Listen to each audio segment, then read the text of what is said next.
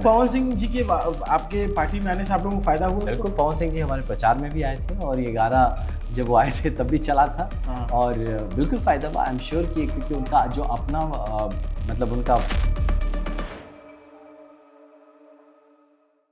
पवन सिंह पर आनंद मिश्रा ने और क्या कहा, पवन सिंह का बीजेपी बिहार की जीत में क्या रोल रहा, इस सब जानने के लिए पूरा इंटरव्यू देखिएगा। लेकिन उससे पहले एक छोटा सा विज्ञापन देख लीजिए। ऊडो ऐप के बारे में जान लीजिए। अगर आप बिजनेस करते हैं तो ये ऐप आपके लिए है। ऊडो की साइन ऐप आपके रोजमर्रा के काम को आसान बना सकती है। ऊडो एक all in one business management software है जिसमें कई ऐप्स मिलती हैं। इन्हीं में से एक है साइन ऐप, जो आपके सारे कॉन्ट्रैक्ट, सेगमेंट्स और डॉक्यूमेंट साइनिंग को पूरी तरह स्ट्रीमलाइन कर देती है। इसका वर्कफ्लो बहुत सिंपल है, ड्रैग एंड ड्रॉप।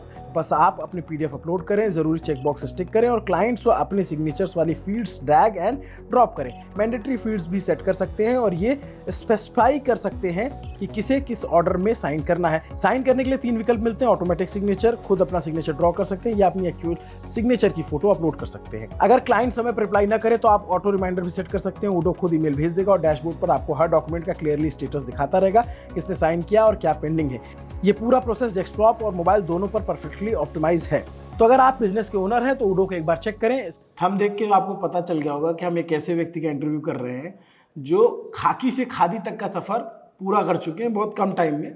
इससे पहले इनको वर्दी में देखा गया, फिर चुनाव में आए, निर्दलीय लड़े, फिर जनसुराज में गए, फिर बीजेपी में आए, फाइनली अभी विधानसभा में जा रहे हैं।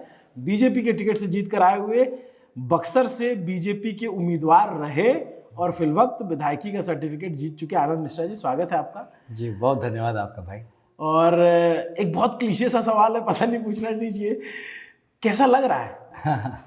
नहीं, अभी भी ये सिंक हो रहा है। हाँ। अभी उसको महसूस करने में थोड़ा वक्त लगेगा क्योंकि एक प्रोसेस रहा है ना, करीब 1.5-2 साल का बड़ा स्ट्रगल रहा है मेरा।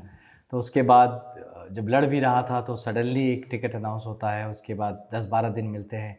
उसमें इतना भाग दौड़ के पता ही नहीं चला कि कब दिन रात, सुबह शाम, सोना, खाना पीना सब एकदम।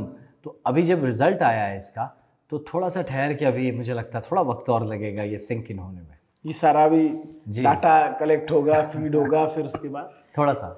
बट जैसे अब ये चुनाव बक्सर का लड़ रहे थे, डिफरेंट था पिछले लोकसभा वाला जो आपने निर्दलीय लड़ा? बिल्कुल बहुत डिफरेंट था क्योंकि एक संगठन लड़ रहा था। मैं कहाँ लड़ रहा था, मैं तो एक नाम था। तो एक जब संगठन लगता है साथ में, इतने सारे लोग लगते हैं साथ में जो कि इसको अपना मान लेते हैं, प्लस लोगों का बड़ा उत्साह था। अब की बार आपने पूरे बिहार के चुनाव का जो रिजल्ट देखा था या देखा है, उसका ही एक छोटा माइक्रो लेवल पे आप बक्सर को बोल सकते हैं। तो लोगों में जो उत्साह था वो सिर्फ शायद बक्सर को लेके नहीं, पूरे बिहार को लेके था। जो बिहार एक रफ्तार पकड़ चुका है, तो अब नया बिहार बनाना है, एक विकासशील बिहार बनाना है, विकसित भारत के सपने के साथ बिहार को और बक्सर को जोड़ना, ये सारी चीज़ों से भी लोग कहीं ना कहीं ओतप्रोत थे। साथ ही एक चीज़ देखा मैंने कि अब की जाति पाति पार्टी ये सब छोड़ के लोग आगे बढ़े कि अब की बार जो वोट करेंगे, अब उसका जो मापदंड है वो जो टिपिकल जो बिहार को सब लोग कहते हैं कि जाति पे सिर्फ वोट होता है या पार्टी पे सिर्फ वोट होता है, इन सब चीज़ों को तोड़ के, प्लस आप देखिए कि जो वोटिंग परसेंट जिस तरह से बढ़ा, आपकी महिलाओं ने जिस तरह से पार्टिसिपेट किया, मैं भी सरप्राइज था, है ना, बहुत सरप्राइज था। अभी मैं एक जन के घर गया तो उनकी माँ काफ़ी बुजुर्ग थी, तो उन्होंने वोट डाला 6 को, बहुत दुर्भाग्य 7 को गुजर गई। वो 6 को उन्होंने इंसिस्ट किया कि नहीं मुझे वोट डालना है, मुझे अब की वोट डालना है, मैं जानती हूँ मुझे कहाँ वोट डालना, मुझे तुम ले चलो, मुझे वोट डालना है। तो लोगों में वो जो उत्साह, स्पेशली महिलाओं में और युवाओं में, दैट वाज अमेजिंग।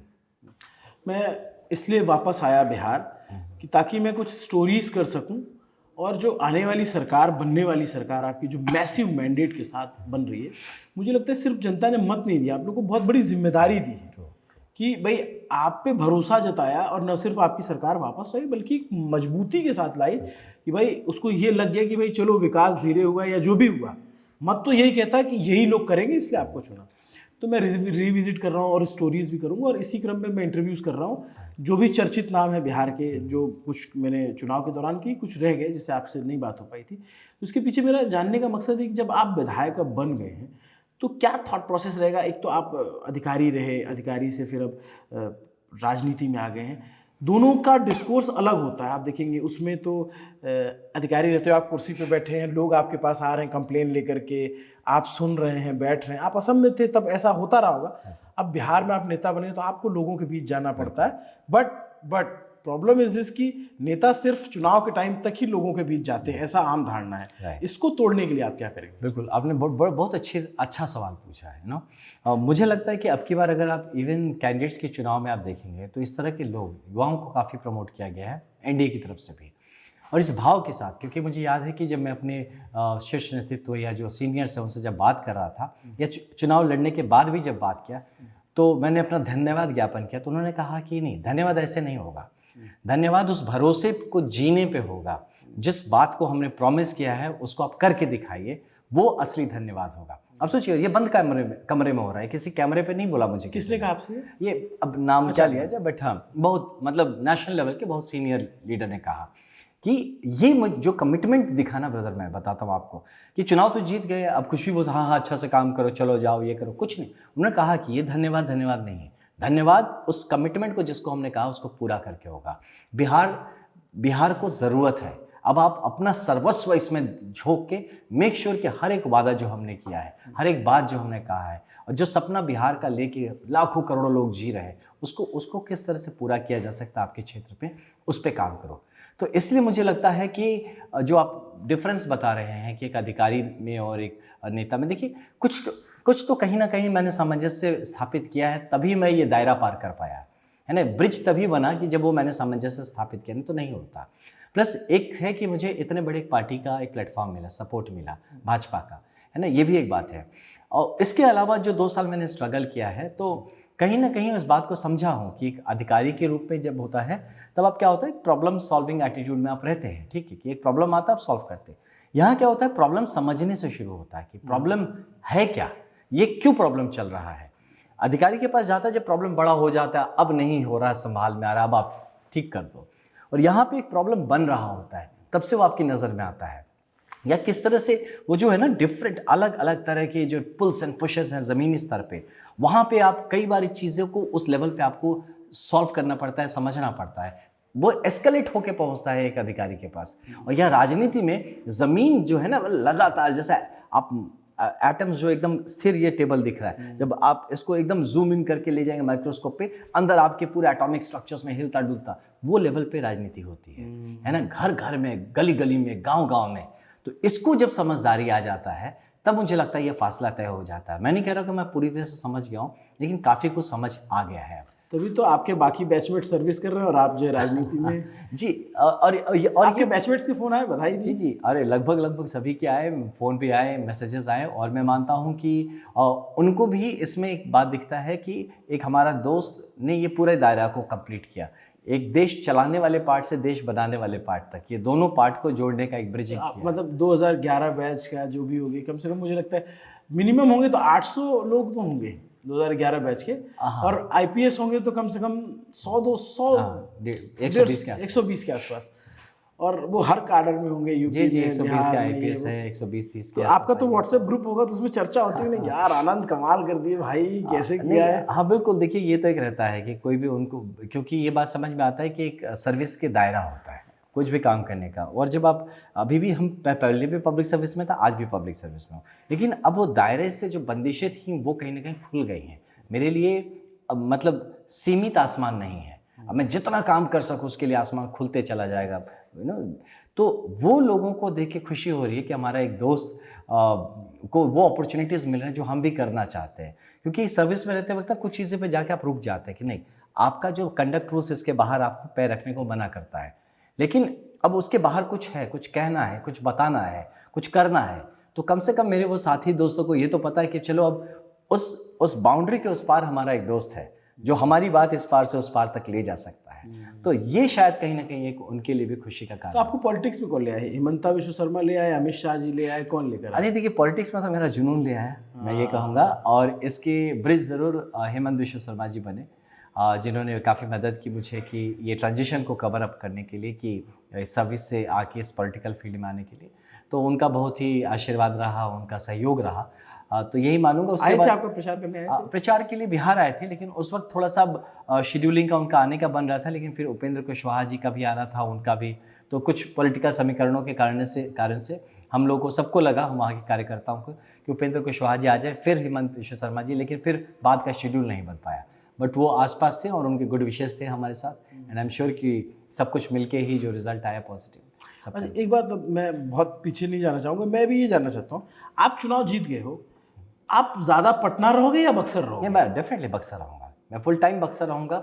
जब ज़रूरत होगा बक्सर के काम के लिए पटना होना तब विधानसभा जैसे हाँ, चल रही है, जी विधानसभा चल रहा है, कोई मीटिंग्स हैं, किसी से बक्सर के काम के लिए आके कहीं मुझे पैरवी करनी है, कोई काम करना हो, चाहे बक्सर हो, दिल्ली हो, कहीं भी हो, लेकिन मैं बक्सर ही रहूँगा। बक्सर के काम के लिए जहाँ भी जाऊँगा उस बक्सर के काम के लिए ही जाऊँगा। आपका घर है वहाँ पे? हाँ बिल्कुल, बक्सर में अपना घर है, वहीं पे रहेंगे। अच्छा, और बक्सर को अभी ज़रूरत क्या है? देखिए, मैं जब आता जाता था तो मुझे 2-3 चीज़ों के बारे में लोगों ने बताया, मैं बक्सर बहुत कवर नहीं कर पाया क्योंकि हमारे तो पड़ोसी है, बक्सर तो एकदम यूपी से सटा हुआ है। एक तो जाम की समस्या बहुत भयंकर है बक्सर में। दूसरा, बक्सर के रास्ते ये ट्रैफिकिंग होती है शराब की, अवैध लिकर की, इस तरह की जो समस्या, आपको क्या, आपने क्या क्या फिगर किया है कि मुझे बक्सर के लिए अगले 1 साल में, 2 साल में बतौर विधायक ये 3-4 चीज़ें तो कर देनी, ताकि अभिनव आप अगर 5 साल बाद आएंगे तो मेरे पास कुछ काम होंगे बताने के लिए, ये मैंने किया। बिल्कुल बिल्कुल अभिनव भाई, पहले तो मैंने 3 साल का टाइमलाइन अपने लिए सेट किया है कि 3 साल में अचीव करके 2 साल में उसको कंसोलिडेट करना है काम को। तो इसके लिए जो आपने कहा, पहली बात है ना, लॉ एंड ऑर्डर एक बड़ा वहाँ पे इशू है। बॉर्डर एरिया होने के कारण से इस तरह के जो क्राइम्स है, जैसा आपने कहा कि इंटर बॉर्डर स्मगल करना, कॉन्ट्राबैंड गुड्स का या सामान का या लिकर का, हम इवन ड्रग्स वहाँ पे आजकल उत्पात बढ़ रहा है क्योंकि लिकर बैन होने के कारण से क्या है कि ड्रग्स को पुशन करने का ये एक नॉर्मल स्टैंडर्ड नारकोटिक्स का जो, क्योंकि मैं भी काम वहाँ पे जब आईपीएस में था तो ये चीज़ मैंने देखा था कि जहाँ पे भी वहाँ थोड़ा मतलब शराब का कम है या किसी तरह का जो नशा या प्रोहिबिशन है, कंट्रोल है, वहाँ पे ड्रग्स को वो लोग पुशन कर देते हैं। तो वहाँ पे भी ये चीज़ काफ़ी देखने को मिल रहा है। साथ ही वहाँ पे एक अलग अलग तरह के सिंडिकेट्स और नेटवर्क्स हैं जो क्रिमिनल नेक्सस है, ऑर्गेनाइज्ड क्राइम जिसको कहते हैं, वहाँ पे है ना। अब बीच में कुछ एक एक्शन भी हुआ था जिसके कारण से यूपी के साइड भी कुछ वहाँ तो पुलिस एक्शन देखने को मिला था और वहाँ पे देखा गया था कुछ अधिकारियों को भी निलंबित किया गया था, काफ़ी कुछ हुआ था, वो सब पार्ट है। तीसरा जो आपने कहा कि ट्रैफिक जाम का, ये एक मेजर इशू है वहाँ पे। तो ये बॉटलनेक मुझे लगता है 2-3 कारणों से है। पहला कारण तो ये है कि वहाँ का इंफ्रास्ट्रक्चर जो है वही काफ़ी ज़्यादा क्लॉग्ड है, कंजेस्टेड है, मतलब रास्ते गलियाँ इतनी छोटी पतली हो गई हैं कि वहाँ पे जाम होना मतलब नेचुरल है, लेकिन उसको ठीक किया जा सकता है अगर वहाँ पे प्रशासन जो है उस चीज़ को ठीक से इन्फोर्स करे और एक सिस्टमैटिक प्लानिंग के तहत करे, जो कि मुझे कहीं मिसिंग लगा है, उसको हम लोग ठीक करा लेंगे। और तीसरा है कि कुछ लोगों के इंटरेस्ट है कि ऐसा बना रहे, ऐसे बने रहने में इंटरेस्ट है, वो अलग अलग तरह के कमर्शियल इंटरेस्ट हैं उसमें, लोगों के अपने कुछ चीज़ें हैं जिससे कि अपना धंधा पानी चल रहा है कि जाम लगा रहेगा तो कुछ, तो इन सारी चीज़ों का निवारण हमको इसको पॉजिटिवली इंप्लीमेंट करके होगा। अब इसमें मारपीट करके किसी के अगेंस्ट कुछ करके नहीं होने वाला है। इसका हल क्या है? तो इसके लिए तो आपको बहुत सारा वो अवैध अतिक्रमण भी हटवाना पड़ेगा। हाँ, अवैध अतिक्रमण जिसको आप कह रहे हैं, मुझे लगता है ना चीज़ों को बस थोड़ा सा सटीक कर दिया। जैसे मान लीजिए कि वहाँ पे जगह जगह पे पोल्स एंड पिलर्स लगे हुए हैं इलेक्ट्रिसिटी के वायर्स के लिए, वो आपके करीब रास्ते के 25% पार्ट को वो खराब कर देते हैं, बिकॉज दोनों तरफ से आप सिर्फ वो जो लाइन है उसको आप ज़मीन के नीचे लीजिए, आपके 25% रास्ता एक्स्ट्रा आ गए, है ना। उसके बाद जो अतिक्रमण है, विल रिक्वेस्ट कि उसको हम और बेहतरीन कैसे कर सकते हैं, क्योंकि उनको भी तो कॉमर्स चाहिए, बिजनेस चाहिए। अगर वो अपना अतिक्रमण को थोड़ा पीछे करते हैं, मे भी वहाँ पे पार्किंग स्पेस हो जाए उनके लिए, उनके दुकानदारी करने लिए जो लोग आते हैं वो अपनी गाड़ियाँ खड़ा कर पाए। तो इस तरह के कुछ हैं प्रोजेक्ट्स एंड प्रोग्राम्स जो दिमाग में, इस पर हम आपको और थोड़ी देर में बताते हैं। एट द सेम टाइम उस ओवरऑल टाउन प्लानिंग को लेकर भी मैं उस पर काम करना चाहता हूँ कि आज से 50 साल बाद का बक्सर, अभी तो ठीक है जैसा है, लेकिन 50 साल बाद क्या होगा in the view of upcoming, जो हमारा जो पब्लिक ट्रांसपोर्ट सिस्टम हो या जो टेक्नोलॉजी डेवलपमेंट्स हो रहे हैं या फिर रेलवेज़ का नेटवर्क, अलग दूसरे कम्युनिकेशन, घर का, कमर्शियल एरियाज़ का, है ना, स्कूल्स, कॉलेजेस, हॉस्पिटल्स, इन सब चीज़ों को ध्यान में रखते हुए अगले 50 साल में जो और अभी का बक्सर है या जो बक्सर एक्सपैंड करेगा, किस तरफ एक्सपैंड करेगा और वो कैसा एक्सपैंड करेगा, इन सब चीज़ों को लेके एक टाउन प्लानिंग का मैं लेके भी काम करना चाह रहा हूँ। तो अगले 3 साल में मैं आपके समक्ष एकदम ठोस प्लान जो है वो पेश कर दूँगा। मतलब मैं ये, चूँकि मैं बतौर पत्रकार मेरा काम ये होता है कि जो भी समस्या है, मैं ऐसा मानता हूँ कि अगर किसी इलाके में कोई समस्या है, खराबी है, तो मैं उसको जनप्रतिनिधियों, नेताओं तक पहुँचा दूँ। देखिए, आप लोगों ने जो अच्छा किया है उसका प्रचार करने के लिए आपके पास बहुत बड़ी बड़ी एजेंसियाँ होती हैं, पीआर लगता है, सब कुछ लगता है, और जो अच्छी चीज़ होती है उसकी चर्चा भी होती है, लेकिन मुझे लगता है जहाँ कमी रह गई है उसको इंगित करा दिया जाए। चूँकि आप लोग, और तो क्या मैं ये उम्मीद करूँ कि जब मैं कवर करने आऊँ बक्सर, तो जैसे होता है ना कि एक नेता का अपना ऑरा होता है या अपना एक करने का तरीका होता है कि जाओगे तो यार फलाने की विधानसभा जाओगे देखो अलग लगती है, इसने कुछ किया है, वो अलगपन आनंद मिश्रा ला पाएंगे? बिल्कुल अभिनव भाई, मैं आपको बताऊं कि मैं अपने मैनिफेस्टो में इस बात को कह चुका हूं कि मैं बक्सर को एक आदर्श क्षेत्र बनाना चाहता हूं, model constituency, an ideal constituency, पूरे बिहार के लेवल पे कह रहा हूँ कि जो सबसे कहीं देखना है, समझना है, सुनना है, प्रोसेस समझना है, प्रोजेक्ट इम्प्लीमेंटेशन कैसे होता है देखना है, किस तरह से बिना कमीशन खोरी के काम हो सकता है, भ्रष्टाचार मुक्त समाज हो सकता है, तो आप बक्सर आके देख लो। ये सारी चीज़ों को मैं कर लूँ, लेकिन मॉडल जो कहते हैं ना, जिस मॉडल कॉन्स्टिट्यूएंसी मैं चाहता हूँ कि बक्सर में करके दिखाया जाए। ये बहुत लोग यकीन नहीं करते, हो ही नहीं सकता है, तो वही मेरे लिए चैलेंज है कि कैसे हो सकता है, क्योंकि मुझे यकीन है कि हो सकता है। वहाँ की जनता ये चाहती है, वहाँ के लोग ये करने को तैयार है, वहाँ व्यवस्था प्रशासन जो है वो कर सकता है, मुझे उन पर भरोसा है। और मेरा जब ईमान साफ है, सच्चा है, तो ये नहीं होने का मुझे कारण नहीं दिख रहा।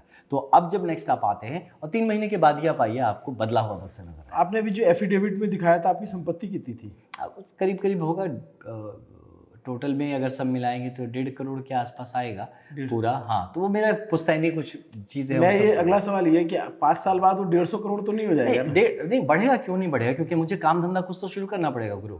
मैं कैसे चलूंगा, मेरा घर में कमीशन खोरी तो करने वाला नहीं हूँ, मेरा कुछ अपना काम भी तो होना चाहिए। नहीं आपके बिजनेस से नहीं, मैं ये कह रहा हूँ जैसे नेताओं का होता है ना, वो नहीं होगा कि 1.5 करोड़ से सीधे 150 करोड़ हो जाए। नहीं, ये नहीं हो, ऐसा नहीं होगा, ऐसा कतई नहीं होगा। हाँ, क्योंकि लेकिन ये भी नहीं आप कह सकते हैं कि मैं फिर चलूंगा कैसे। हाँ, नहीं, वो है ना, तो ये गलत है कि अगर मैं अपनी बुद्धि का प्रयोग करके, अपने काम मतलब अपनी एनर्जी का प्रयोग करके, क्योंकि मुझे जीवन में भी तो बढ़ना है ना आगे, तो मैं क्यों 1.5 करोड़ में रहूंगा, है ना। लेकिन ये मेरे इस कार्यकाल से उसका फायदा उठा के अपना काम नहीं बढ़ाऊंगा। ईमानदारी के पैसे, ईमानदारी के पैसे, जैसे आपके एक रुपए का आपका टैक्सेबल टैक्स देके एक रुपए का हिसाब करके। जैसे एक ऐसे ही ब्यूरोक्रेट्स हैं ओपी चौधरी छत्तीसगढ़ में इस समय बहुत ही मजबूत पोजीशन पे हैं, आईएएस रहे, रायपुर के डीएम रहे और अभी वित्त मंत्री हैं। लेकिन वो उनका फिनांस बड़ा अच्छा है, वो उनको शेयर मार्केट की बहुत अच्छी समझ, ऐसा लोग बताते हैं। तो वो अपना उसमें पैसे वैसे अपना इन्वेस्ट करते हैं और उससे उनका तो वो अपना एक तरीका है उनका ग्रो करने का, तो वो तो ठीक है, वो जायज़ है। लेकिन जैसे होता है ना कि ठेका आ गया, पट्टा आ गया, फॉर्च्यूनर चलने लग गई, ये कतई नहीं होगा। ये आप यकीन मानिए इस बात का। मैं इतने साल का सर्विस किया, आज भी मेरे पास अपना एक कार नहीं है, कुछ नहीं है मेरे पास, है। तो मैं ये जो पब्लिक सर्विस से आप पैसे नहीं कमा सकते, है ना, ये कलंक है। अगर कोई ऐसा कह ले, मैं जैसे इतने साल सर्विस किया, मैं एक बात बार बार कहा हूँ, कैमरे पे कहा हूँ कि मेरी वर्दी पे खून के अलावा दूसरा दाग नहीं लगा, कभी भी लगने भी नहीं दूंगा। तो यहाँ भी ये जो पवित्रता है राजनीति की, को मैं पवित्र मतलब एक प्लेटफॉर्म मानता हूँ। राजतंत्र जो है ये मतलब आप राजा की तरह आपको जगह दिया जाता है, मतलब आपको एक लीडरशिप की जगह दी जाती है, नेतृत्व का दिया जाता है। आप जब किसी का नेतृत्व करते हैं, जब सबसे आगे आप लाइन में खड़े होते हैं, आप डगमगाए तो पीछे सारी बोगियाँ उतर जाएंगी। तो इसीलिए इस बात का मुझे संज्ञान है, इस बात की समझ है कि मेरा जो आचरण है पब्लिक और प्राइवेट जितना भी है, जो भी है, वो बेस्ट होना पड़ेगा। जब मैं मॉडल डिस्ट्रिक्ट बनाने की, मॉडल जगह बात कर रहा हूँ, तो मेरा आचरण भी मॉडल होना पड़ेगा। एक मैं अपने आप को कॉम्प्रोमाइज़ करके एक मॉडल चीज़ क्रिएट ही नहीं कर सकता हूँ। मैं है ना, ये आप अभी कह रहे हैं, इसको जज करेंगे हम 2-3 साल बाद, 4-5 साल बाद। बट एक बात है, आपकी एक रील बहुत वायरल, आपने देखी क्या? कौन सी? जो विनिंग वाली, उसके बाद आपने माला उतार दिया और वो जो गाना बज रहा उसमें जोड़ी मोदी और नीतीश के हिट हुई। जी, हाँ मैंने देखा। अभी आप क्या नहीं, थोड़ी देर पहले ही मुझे किसी ने बताया कि भैया ये बड़ा अच्छा चल रहा है, कुछ कई मिलियन व्यूज़ चले गए हैं। तो हाँ वो था, तो वो बड़ा नेचुरल था। और वो मतलब वो ऐसा था ना कि हम लोग को जब सर्टिफिकेट मिला तो वहाँ से मैं अपने कार्यालय आ रहा था, बस वो उतने बीच का, और सडन ये हुजूम कहाँ से आया, लोग, it was not planned. Last में एकदम वहाँ पहुँच के जब पहुँचे, वहाँ पे देखा कि एकदम सब मतलब झूम रहे हैं, अजीब सा अच्छा सा माहौल। ये पवन सिंह का गाना है? जी, पवन सिंह जी का गाना। तो पवन सिंह जी के आपके पार्टी में आने से आप लोगों को फायदा हुआ? बिल्कुल, पवन सिंह जी हमारे प्रचार में भी आए थे और ये गाना जब वो आए थे तब भी चला था। और बिल्कुल फ़ायदा हुआ, आई एम श्योर कि क्योंकि उनका जो अपना मतलब उनका फॉलोअर्स का एक जो पूरा उनका मतलब क्या कहें क्रेज़ है, है ना। तो दिखा आपको? बिल्कुल है, एब्सोल्युटली है। यहाँ के युवा जो है उनको अनुसरण करते हैं, फॉलो करते हैं, मानते हैं, तो ये बिल्कुल है, इसमें कोई शक नहीं। तो आपकी जैसे रैली वैली करने आए स्टार प्रचारक के तौर पे, तो आपको बाकी रैलियों से अलग दिख रहा था? बिल्कुल, अरे वो तो आए जब हमारा दुर्भाग्य था कि उस दिन काफ़ी शाम हो गया था, तो वो जो हमारा रूट बना था उनके रोड शो के लिए वो नहीं कर पाए। तो फिर वो बोले कि चलो वापस जाते हैं। तो लेकिन भैया हम वापस जाएंगे तो थोड़ा हम लोगों को नमस्ते करते जाना चाहते हैं। ठीक है, गाड़ी में खड़े होके और वापसी के रूट में वो इतना बड़ा रोड शो हो गया कि मतलब कभी इतिहास में, उस बक्सर के इतिहास में वैसा रोड शो नहीं हुआ होगा। उतना छोटा सा स्ट्रेच था, बट आई मीन वो हुजूम पागलपन था, वो दीवानापन था। तो दैट वाज ग्रेट। तो उस दिन दिखा, वो स्पार्क दिखा कि बक्सर रिस्पॉन्ड करता है एनर्जी को। बट जैसे मैं तो बिहार के लिए, मेरे लिए नया था, मैं समझ रहा था। मुझे लोगों ने बताया कि भाई पिछली बार वो काराकाट से निर्दलीय लड़े, आप यहाँ से निर्दलीय लड़े, दोनों निर्दलीय थे, फिर अब दोनों लोग बीजेपी में आ गए। फिर कहा कि भाई उनके निर्दलीय लड़ने से शाहाबाद इलाके की कई सीटों पे बीजेपी चुनाव हार गई, और इस बार आने से जो है वो वोट उनका कंसोलिडेट हुआ, या उनके जो भी उनके फैंस हैं या फिर उनसे कास्ट से जुड़ा जो भी वोट है, जो भी रहा, तो लोगों ने कहा। तो मैं बस ये जानने की कोशिश कर रहा था कि हाँ, उनका कुछ असर है ज़मीन पे? देखिए डेफिनेटली है, क्योंकि अब लेकिन देखिए चुनाव जीतना और चुनाव हारना दोनों के मल्टीपल फैक्टर्स होते हैं, है ना। तो उसमें हाँ, हारने में भी आई बिलीव कि एक फैक्टर थे और जीतने में भी एक फैक्टर है। इसमें उनके प्रभाव को मैं मानता हूँ अपने लेवल पे, मैंने जितना देखा है समझा है कि उनका एक प्रभाव है। लोग सुनते हैं, युवा स्पेशली जो युवा वर्ग है वो सुनता है, वो फॉलो करता है ना। अब उसका और भी जो बाकी चीज़ें पार्टी की तरफ से, संगठन की तरफ से और जो सीनियर नेतृत्व का मिल जाता है, तो वो जो भीड़ होता है वो वोट में कन्वर्ट हो जाता है। तो आई थिंक कि दोनों का जब मिक्सचर होता है ना, वही एक्सप्लोसिव होता है।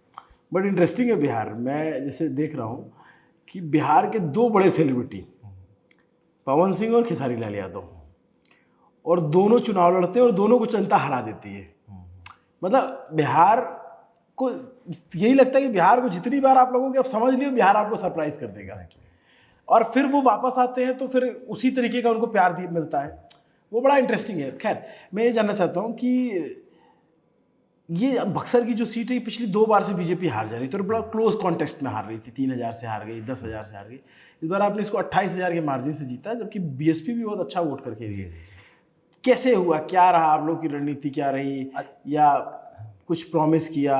और एक सवाल ये भी, खैर उस दूसरे सवाल पे आऊँ, पहले ये बता दीजिए। इसमें क्या था कि मैं मानता हूँ कि अब की बार संगठन हमारा, जो पार्टी की जो कार्यकर्ता है वो बहुत मजबूती से लगे। जो ज़मीनी कार्यकर्ता हमारा बहुत मजबूती से लगा। नंबर 1, लोगों में भी वो एक ललक थी बदलाव की, क्योंकि 10 सालों में वो त्रस्त हो गए थे, उनको कोई बदलाव नहीं दिख रहा था। वो लग रहा था कि यार एक विशेष साइकिल में उनको फंसा दिया गया है। हर कुछ आसपास बदल रहा है, बढ़ रहा है, हम क्यों नहीं बढ़ रहे? ये एक पहला तो वो कमी जो लोगों में थी। दूसरा हुआ कि अब मुझे जब वहाँ से लॉन्च किया गया तो उनको लगा, उनको एक भरोसा दिखा मुझ में। मेरा ट्रैक रिकॉर्ड देख के, बैकग्राउंड देख के, मे बी जो मेरा IPS का एक करियर रहा है मेरे साथ, तो एक उनको भरोसा दिखा कि ये बंदा काम करेगा, ये कर सकता है। उनको ये ट्रस्ट एक काम किया। प्लस भाजपा एक अपने में बहुत बड़ी पार्टी है, एक भरोसा आप कर सकते हैं। प्लस अभी जो ओवरऑल बिहार में सिनेरियो है कि बिहार एक रफ्तार पकड़ चुका है, माननीय हमारे मुख्यमंत्री नीतीश कुमार जी के नेतृत्व में, साथ ही मोदी जी का एक अपना ऑरा है जो उस क्षेत्र में हमेशा काम करता है, स्पेशली बक्सर में। अमित शाह जी आए वहाँ पे, योगी जी आए वहाँ पे, उपेंद्र कुशवाहा जी आए, और ऐसे बड़े बड़े दिग्गज आए, लीडर्स आए, और वो कॉन्फिडेंस दिया लोगों ने कि जिस जंगल राज की 1990 से 2005 तक, उससे उभार के आज 20 साल लगे हमें बिहार को एक लेवल पे लाने का, और अब टाइम है स्पीड पकड़ने का। अब जब स्पीड पकड़ने का टाइम है तो ड्राइवर बदल देंगे अगर, तो वो यू नेवर नो, उसको पता ही नहीं कि उसका इतिहास क्या रहा, तो गाड़ी को किधर ले जाए। ये बात जनता ने समझा, ये समझा कि नहीं अगला जो 5 साल, बिलीव मी, मैं इस बात को बहुत दिल से मानता हूँ, ये 5 साल जनता ने सिर्फ भरोसा ही नहीं दिखाया, दायित्व भी दिया, जो आप शुरू में कह रहे थे। बहुत बड़ा दायित्व दिया है बिहार की जनता ने, कि अब हमें यकीन है इसमें भी अगर चेंज नहीं कर पाए आप लोग, तो फिर बहुत बड़ा सवाल होगा कि इतने ह्यूज मैंडेट के साथ जो है अगर कोई पार्टी और सरकार काम नहीं कर पाती। इसीलिए मैं मानता हूं कि इस दायित्व को देने के लिए जनता निकल के आई है कि हमें भरोसा है आपके नेतृत्व पे, हमें भरोसा है आपकी काबिलियत पे, हम देते हैं आपको पावर, आप करके दिखाएं। और आपकी टीम ने, जो आपके जो विरोधी थे संजय तिवारी, मुन्ना तिवारी 2 बार के, उनके मजे भी बहुत लिए। वो उनका एक वीडियो था, वो क्या तादन तिन्ना या तुन्ना तुन्ना ऐसा कुछ था, क्या था वो? नहीं, वो तो देखिए एक वहाँ का हमारा सांस्कृतिक परंपरा है जो था। अब उसका क्या था कि मे बी इस तरह से वो चीज़ कभी उभर आया वो उनका। और कुछ लोगों का ऐसा मानना है कि मतलब वो अलग माइंडसेट में वो गाया हुआ, तो सुनने में बड़ा मज़ेदार है, लेकिन उसका अगर आप उस पर अगर कोई ऐसा म्यूजिक बनाएंगे तो बड़ा शानदार जो होता है ना, कुछ आजकल आप बीट्स वगैरह क्रिएट कर देते हैं, बड़ा शानदार वो बन सकता है, वो एकदम वायरल होगा। हाँ, और अच्छा गाया उन्होंने, उसके कहने में। लेकिन होता है ना कि एक क्लिक कर जाता है कोई, तो इस पूरे चुनाव में मुझे लगता है वो केंद्र बिंदु बन गया था। उसको आप लोग, आपकी टीम ने, हमारी मीडिया टीम की ने टीम नहीं ने, किया, या आपके जो चाहने वाले थे, कुछ लोगों ने वो उसको बहुत वायरल किया कि तादिन दिन्ना करके था वो चीज़ था। तो मतलब उसके इर्द गिर्द ही मुझे लगा पूरा चुनाव जो था बड़ा प्यार प्यार से ही निकल गया। तो ये म्यूजिकल चुनाव रहा। आमने सामने हुए कभी आपकी बातचीत? मैं मिला हूँ उनसे, कई बार मिला, बड़े भाई हैं हमारे, अभिभावक हैं, है ना। लेकिन इस चुनाव के दौरान अभी मुलाकात 10-12 दिन ही रहे। वो कहीं दिस इज नाइस गेस्चर कि आपके जो विरोधी हैं उनके लिए भी आप सम्मान पूर्वक। नहीं, अरे वो तो कहने की बात नहीं, वो 10 साल भी हमारे नेता रहे, हमारे प्रतिनिधि रहे, तो सम्मान तो हमेशा रहेगा, वो तो कहने की बात नहीं। मैं चाहूँगा कि बक्सर के विकास में जो उनके कुछ मन में रह गया हो, कि कुछ करने की इच्छा हो, जो ना हो पाया हो किसी कारण से, तो मैं उनसे भी आवेदन रखूँगा कि आप मुझे बताइए, मैं छोटा भाई हूँ आपका, वो और जैसा बताएं फिर उनके मार्गदर्शन में हम लोग काम करेंगे, आगे भी काम करेंगे सर। अब ये बताओ, अब तो सब ठीक है, विधायक बन गए आप, मैं पुरानी बातों में बहुत क्या जाऊँ, आप जनसुराज में भी गए थे या फिर निर्दलीय भी लड़े, अब शपथ के लिए कॉल आने वाले हैं, लग रहा है आपको आएगा? नहीं देखिए, मैं चाह है कोई? नहीं, मैं बताता हूँ आपको, मैं बिल्कुल इस लाइन में नहीं सोच रहा हूँ, बिल्कुल। ये मुझे पार्टी में एक जगह मिली ना, यही बहुत बड़ी बात है। मैं जब नौकरी छोड़ा था ना ब्रदर विभाग भाई, अभिनव भाई, तो मैं जब नौकरी छोड़ा था, मैं भाजपा के लिए नौकरी छोड़ा था।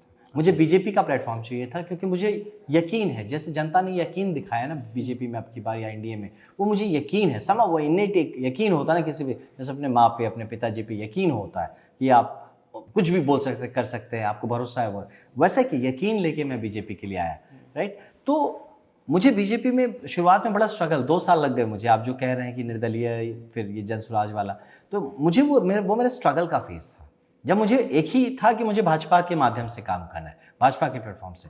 तो मुझे भाजपा का प्लेटफॉर्म मिला ना, मेरी सारी चाहते वहीं पर रुक जाती हैं। अच्छा, आप लोकसभा इलेक्शन में आपको कितने वोट मिले थे? करीब 50,000। 50,000। और जो बीजेपी के कैंडिडेट थे मिथिलेश तिवारी, वो कितने से आ रहे थे? वो करीब 30,000 से आ रहे थे। और अब आप दोनों लोग एमएलए हो गए हो। हाँ, आपकी वजह से जो बंदा चुनाव हारा था, अब दोनों लोग एक ही पार्टी के। फिर मैं वही कहूंगा कि चुनाव जीतना हारना के जो मैं बोला था, बट मैं कह रहा हूँ कि अब आपकी मुलाकात हुई? बिल्कुल, अरे अभी तो नहीं, बट बीच में मेरी मैसेज पे मैंने जब पार्टी ज्वाइन किया, तभी मैंने भैया का आशीर्वाद लिया था। ही वॉज वेरी काइंड, वो बहुत बड़े उदार दिल के, उन्होंने मुझे आशीर्वाद भी दिया था। बट मैं यही बात दर्शकों को समझाता हूँ कि नेता लोग जो है ना, चुनाव में जो लड़ते हैं, वो आपसी रंजिश नहीं होती है, उनके लिए आप लोग एकदम मत लड़ा भिड़ा करो। कार्यकर्ता जो होते हैं बेचारे, वो एकदम से हो जाते हैं, अरे भैया ये वो फलान होगा।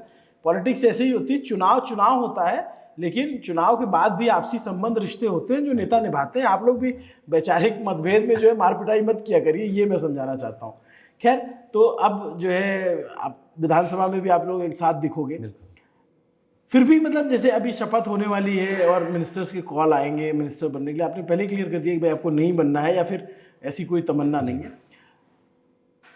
बट पॉलिटिक्स में आकर के अभी भी कोई ऐसी चीज़ रह गई है मन में, यार ये मुझे अगर आगे चल के मिल जाएगा तो मैं अपने बक्सर के लिए बहुत काम कर लूँगा? नहीं, अभी तो अलग अलग दायित्व की बात है। हाँ, मतलब मुझे जो काम करना है अपने बक्सर के लिए, उसके लिए बस मुझे अपने पॉलिटिकल जो साथी हैं या जो सेटअप है, उससे वो सहयोग और मार्गदर्शन मिलता रहे, इतना ही चाहिए। बाकी काम तो मुझे ही करना है।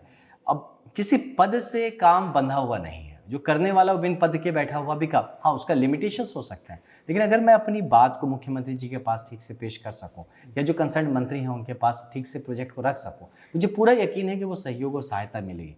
बस इतना ही चाहिए मुझे अपने क्षेत्र को विकास करने। और एक बात है जो जिसको लेकर के बहुत गंभीर सवाल उठ रहे हैं, बहुत गंभीर आरोप लग रहे हैं आप लोगों पे, कि भाई चलो चुनाव जीते हारे वो सब अलग है, लेकिन जिस तरीके से रेवड़ी कल्चर को बढ़ावा दिया गया और बीच चुनाव में पैसे बांटे जाते रहे, 10,000 जो जीविका योजना की किस्तें थी वो चुनाव से पहले गई, तो चुनाव आयोग भी सवालों के घेरे में आया कि भाई आचार संहिता लगने के बाद कैसे पैसा बांटा गया। और आप लोगों पे भी आरोप लग रहे हैं कि भाई आप लोगों ने वोट खरीद लिए।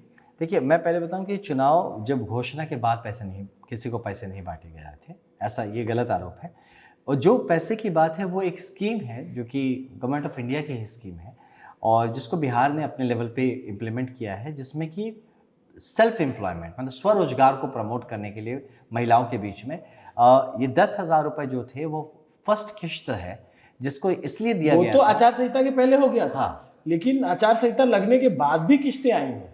ये तो आरोप है। देखिए अगर एक प्रोसेस में अगर एक प्रोसेस में आ गया है कोई चीज़, जैसे कि अब रोड बनना शुरू हो चुका है, नया से आप नहीं कर सकते, वो प्रोसेस में अगर कुछ आया है तो मुझे इसकी पूरी जानकारी नहीं है, लेकिन अगर प्रोसेस में कुछ शुरू हो चुका है तो एज अ पार्ट चल रहा है, नया से आप कुछ नहीं कर सकते हैं, है ना। तो अब ये तो नहीं होता ना कि जब चुनाव आने वाले होंगे तो आप 3 महीने 6 महीने पहले सरकारी काम बंद कर दीजिए, ऐसा तो नहीं है, काम तो चलते रहेंगे। और आप माननीय मुख्यमंत्री जी नीतीश कुमार जी की सरकार देखें तो महिलाओं के लिए जितना काम इस सरकार ने किया है, वो बच्चियों के मतलब उन बच्चियों के जन्म होने पे उनके पालन पोषण से लेके पढ़ाई लिखाई से लेके शादी विवाह और आगे स्वरोजगार तक हर चीज़ की जो महिलाओं के लिए स्पेशली जितना इस सरकार ने सोचा है, इवन जो रिजर्वेशंस का आप देखेंगे इतना पहले किसी सरकार ने नहीं सोचा, और ये लगातार चलने वाली चीज़ है। ये नहीं कह सकते ना कि अब यार चुनाव वाले 6 महीने तो काम बंद कर दें, मैं अब छोड़ दीजिए, अब कुछ नहीं कर सकते, तो फिर ऐसे तो आप मतलब ऐसे तो सरकार कैसे चलेगी। तो मैं इस बात को मानता हूँ कि अगर कोई था, जो पहले तो सरकार तो इनको भी मिला था, दूसरे पक्षों को भी 15 साल, तो आपको तो कोई रोक थी नहीं, आप भी आपके अगर आइडियाज़ नहीं चलते, दिमाग नहीं चलता अगर आपका कि किस तरह से लोगों तक पहुंचा जा सकता है, तो आपकी कमी को हम पे क्यों लाद रहे हैं। अगर हमें समझ में आ रहा है कि भाई हम लगातार अपने लोगों के लिए काम करते हैं, चाहे लास्ट दिन तक काम करते रहना चाह रहे हैं, तो इसमें आप अपने राजनीतिक स्वार्थ के लिए बाधा क्यों क्रिएट करने का प्रयास कर रहे हैं, और इसको कंट्रोवर्शियल बनाने का कोई मुझे तुक समझ में नहीं आ रहा। हाँ, लेकिन ये होता अगर प्रलोभन विषय रहा होता, यानी हम आपको इसलिए पैसे दे रहे हैं कि आप हमको वोट दीजिए, तब उस पर चर्चा हो सकती है। ये तो एक पार्ट ऑफ स्कीम है, एक स्कीम है जिसके लिए बट वो रिफ्लेक्ट हुई, इसीलिए वो सवाल उठ रहे। खैर ये बताओ आप कि what about your ex party Jansuraaj, इतना खराब प्रदर्शन रहा उनका। देखिए मैं इस बात को मतलब ठीक है, सबका अपना प्रयास है, एक राजनीतिक प्रयास है, ठीक, उनको शुभकामनाएं तब भी था, अब भी आगे के लिए भी रहेगा। लेकिन मैं जब जुड़ा जनसुराज से, तो या रादर मुझे जैसे जोड़ा गया, जब जिन बातों को दिखा के समझा के, वो एक विचार मंच जैसा महसूस होता था कि अब बिहार को लेके एक सही विचार क्या होने चाहिए, सही नैरेटिव्स क्या होने चाहिए, किन मुद्दों पे पॉलिटिक्स होना चाहिए। ये जनसुराज ने अच्छा काम किया है कि मुद्दे सही सेट कर दिए कि ये मुद्दे होने चाहिए हमारी राजनीति में, बिहार इन बातों पे डिस्कशन मांग रहा है, तो मैं उस बात के लिए वहाँ पे जुड़ा था, राइट। लेकिन जब उसका पॉलिटिसाइजेशन हुआ, मतलब वो जो पॉलिटिकल पार्टी बनी, तब नहीं बनी थी पार्टी जब मैं जुड़ा था। अच्छा। जब पॉलिटिकल पार्टी बनी, उसके बाद जिस तरह से डिस्कोर्स शुरू हुआ, जिस लाइन में जाना शुरू हुआ, जिस तरह के लोग, जैसे लोग मतलब जुड़ के, जो चाहत के साथ लोग जुड़ना शुरू किए कि ज़्यादातर लोग कि मुझे यहाँ से क्या मिलेगा। मैं जनसुराज से कुछ लेने नहीं गया था, मैं तो भाजपा से ही भाजपा के लिए आया था। अब क्योंकि उस वक्त एक ऐसा माहौल था कि दिख रहा था कि वो अच्छा सेटअप, मतलब एक मतलब क्या, नेगेटिव नहीं, पॉजिटिव नहीं, न्यूट्रल नैरेटिव सेटअप कर रहे हैं बिहार के लिए। मैं उसको ऐसा विचार में जुड़ा। अब उसमें गलत या सही नहीं जानता, लेकिन मुझे उस राजनीति करने का जो तरीका था, मुझे लगा कि मैं उसके लिए नहीं बना हूँ, इसलिए मैंने अपने आप को बहुत शांति से वहाँ से विड्रॉ कर लिया, कोई लड़ाई झगड़ा नहीं, विद गुड विशेस, कि मैं अपने आप को, क्योंकि मैं वो राजनीति करने नहीं आया, मैं नेगेटिव राजनीति नहीं कर सकता, मतलब किसी को दोषारोपण करते रहना, किसी आप बुरे हैं इसलिए हम अच्छे हैं, ये नहीं, ये नैरेटिव मुझसे नहीं हजम होता। तो इसीलिए मैं वहाँ से अपने आप को अलग कर लिया, और मैं नॉर्मल भाजपा, फिर अपने भाजपा के लोगों से बात किया कि भैया देखो, मैं आपके माध्यम से काम करना चाहता हूँ, and Bhajpa had been very kind to me. मैं बहुत कृतज्ञ हूँ इस अपनी पार्टी के लिए, हाँ, कि इन्होंने मुझे वो स्पेस दिया, जगह दिया, ये एक अवसर दिया अपने आप को प्रूफ करने का। तो इसलिए कहीं कोई मतलब मनमुटाव नहीं कहीं किसी से। हाँ, मैं भाजपा के लिए आया था, भाजपा में ही हूँ, भाजपा के लिए काम कर रहा हूँ। इसीलिए बहुत लोग कहते हैं पहले आप ये किए, पहले आप फिर वो किए, ऐसा कुछ नहीं था। मेरा आप देखिए कि वो जो मछली की आँख, वो भाजपा ही था। आपको दिल्ली जाना था, आप जो है प्रयागराज गए, फिर वहाँ से भोपाल गए, फिर वहाँ से आप दिल्ली आ गए। हाँ, मैं दिल्ली ही जाना था, मुझे पहुँचना यही था, मुझे यहीं के माध्यम से काम करना, आजीवन मुझे भाजपा का होके, भाजपा में रह के, और एनडीए का होके जैसा अभी है काम करना, तो दैट्स इट। चलिए, उम्मीद आपको बहुत ढेर सारी शुभकामनाएं। Thank you. और ये आपकी जो नई पारी वो सफल हो, और एक आप आदर्श विधायक के तौर पे उभरे। बहुत धन्यवाद मेरे भाई। हम लोग आएंगे बीच बीच में, आपको याद दिलाते रहेंगे, आपकी पार्टी की, आपको सरकार को, कि भाई यहाँ पे कमी, जैसे हमने मुसहर पे एक डॉक्यूमेंट्री बनाई, तो प्लीज़ कम से कम आप लोग आ गए, पढ़े लिखे लोग आने से मैं ये चाहूँगा कि उस तबके तक आप लोग ज़रूर पहुँचिए जिस तक सरकार नहीं पहुँची। योजनाएं बहुत हैं, बट उन तक पहुँच नहीं पाता। राइट। मैं भी यही तो कह रहा था कि चैलेंज यही है, एग्जीक्यूशन, द लास्ट माइल जो है ना, वहीं जाके मामला गड़बड़ा जा रहा है।